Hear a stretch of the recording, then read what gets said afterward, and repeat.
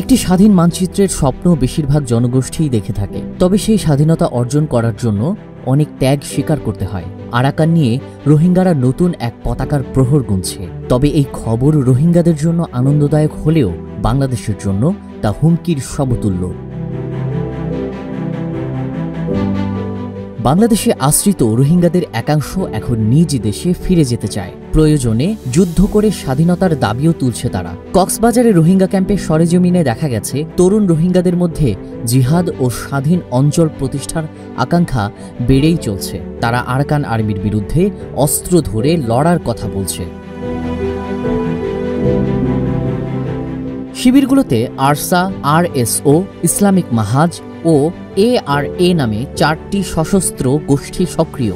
তারা নিয়মিত মিটিংয়ের মাধ্যমে রোহিঙ্গাদের উদ্বুদ্ধ করছে। কেউ কেউ সীমানা পেরিয়ে মিয়ানমারে গিয়ে গোপনে সামরিক প্রশিক্ষণ নিচ্ছে বলে জানা গেছে।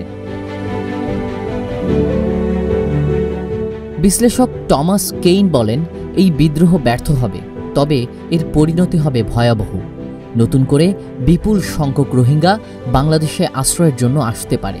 বাংলাদেশ সরকার ও নিরাপত্তা বাহিনী রোহিঙ্গা ক্যাম্পে কোনো সশস্ত্র গোষ্ঠীর অস্তিত্ব স্বীকার করে না এবং বলছে কঠোর নজরদারির মাধ্যমে ক্যাম্প নিয়ন্ত্রণে রাখা হয়েছে। ক্যাম্পে শুধুমাত্র মানবিক কার্যক্রম চলার অনুমতি রয়েছে বলে দাবি করছে কর্তৃপক্ষ।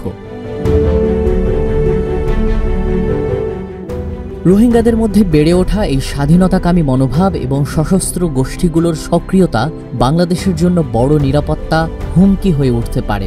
এতে শুধু বাংলাদেশ আরাকান আর্মির সম্পর্ক বিঘ্নিতই হবে না, বরং ভবিষ্যতেও আরও রোহিঙ্গা ঢোকার আশঙ্কা বাড়বে। News desk, news flash 71।